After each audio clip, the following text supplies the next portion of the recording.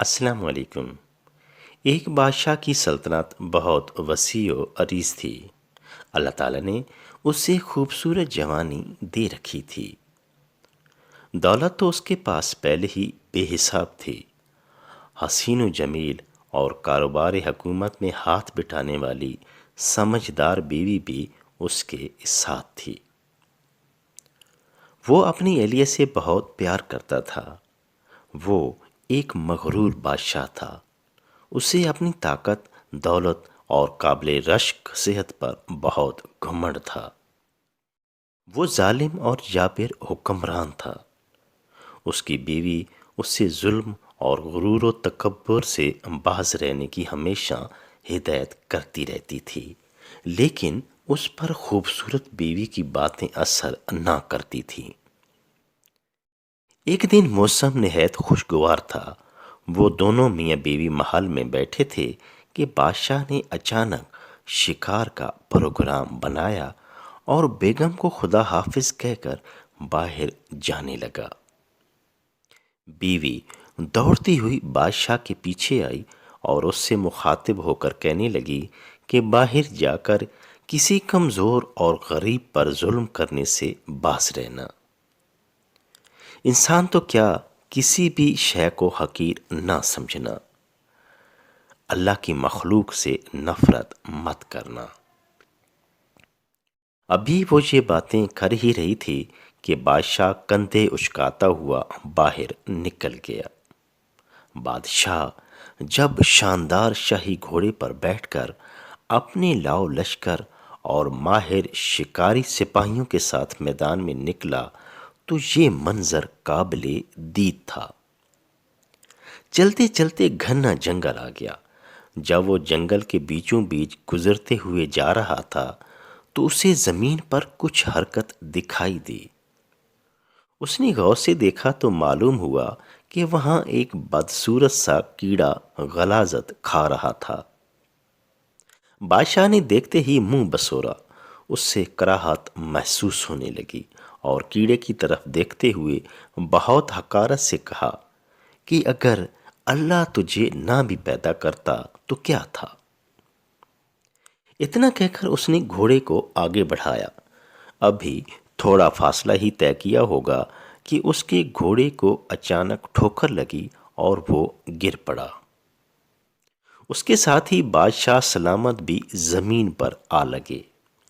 بادشاہ نے جلدی سے اٹھنے کی کوشش کی لیکن درد کی شدت سے کراہ کر گر پڑا۔ فوراً سپاہی آگے بڑھے۔ انہوں نے بادشاہ کو سہارا دے کر صاف جگہ پر بٹھایا اور بغور مشاہدہ کیا تو معلوم ہوا کہ اسے شدید چوٹ لگی ہے اور بری طرح زخمی ہو چکا ہے۔ محل واپس پہنچ کر شاہی طبیب کو بلایا گیا۔ اس نے مرہم پٹی تو کر دی لیکن آرام نہ آیا اور دیکھتے ہی دیکھتے چند دنوں میں وہ چھوٹا سا زخم پورے جسم پر پھیل گیا۔ بادشاہ کی یہ حالت دیکھ کر اس سے بے پناہ محبت کرنے والی بیوی بہت پریشان ہو گئی۔ اس نے فوری طور پر قابل حکما کو منگوایا لیکن یہ معاملہ ان کی سمجھ سے بالاتر تھا، کیونکہ یہ اپنی نبیت کا ایسا مرض تھا جو اس سے پہلے ایسا کوئی مرض نہیں دیکھا تھا۔ مختلف حکیم اپنی کوششوں کے باوجود بادشاہ کی مرض میں افاقہ نہ لا سکے، بلکہ مرض بڑھتا گیا جوں جوں دوا کی۔ بادشاہ بھی مایوس ہو کر اب اپنی موت کا انتظار کرنے لگا، لیکن اس کی وفادار بیوی نے دعاؤں کے ساتھ ساتھ سلطنت کے اعلیٰ سے اعلیٰ طبیبوں سے مشورے کرتی رہی۔ اسی دوران ایک بوڑھے حکیم نے بادشاہ کا غور سے معائنہ کیا تو بتایا کہ بادشاہ سلامت، اصل میں آپ جس جگہ گرے تھے وہاں کوئی غلاظت پڑی تھی جس کے جراثیم زخم میں لگے ہیں۔ بادشاہ فوراً بولا، ہاں ہاں بالکل ایسی ہی بات ہوئی تھی۔ میں جس جگہ گرا تھا وہاں بہت گندگی تھی۔ بادشاہ کی بیوی نے پر امید ہو کر حکیم سے پوچھا، پھر اس کا علاج کیا ہے؟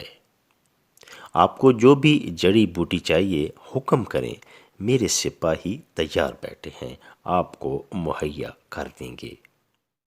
حکیم اس زخم کا دوبارہ مشاہدہ کرتے ہوئے بولا کہ اس کا ایک ہی حل ہے، جنگل سے مخصوص قسم کا کیڑا ڈھونڈ کر اسے زخم پر لگایا جائے۔ بادشاہ کی بیوی نے بغیر کسی انتظار کے سپاہیوں کی زیر نگرانی حکیم کو جنگل روانہ کر دیا۔ وہ تھوڑی سی کوشش کے بعد کیڑا ڈھونڈ کر لے آئے۔ بادشاہ نے جب کیڑا دیکھا تو اسے یاد آیا کہ یہ تو وہی کیڑا تھا جس سے نفرت کا اظہار کرتے ہوئے حقارت بھرے لفظ بول کر اس نے اللہ کی تخلیق میں گستاخی کی تھی۔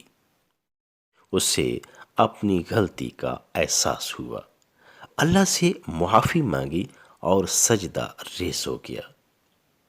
پھر چند دن کے علاج کے بعد بادشاہ ایسا شفا یاب ہوا جیسے کوئی مرض تھا ہی نہیں۔ بادشاہ کو صحت مند دیکھ کر اس کی وفادار بیوی بہت خوش ہوئی۔ اس نے اللہ کا شکر ادا کیا، غرباء و مساکین کو اکٹھا کیا، انہیں پرتکلف کھانا کھلایا اور بہت سا پیسہ بھی بانٹا۔ بادشاہ نے اپنی بیوی کا جب یہ جذبہ دیکھا تو بہت شرمسار ہوا کہ اس نے وفادار اور پیاری بیوی کی باتوں کو نظر انداز کیا۔ وہ خود چل کر بیوی کے پاس پہنچا، اس سے معافی مانگی اور وعدہ کیا کہ آئندہ کبھی بھی کسی پر ظلم کرے گا اور نہ ہی اللہ تعالیٰ کی کسی مخلوق کو حقیر سمجھے گا۔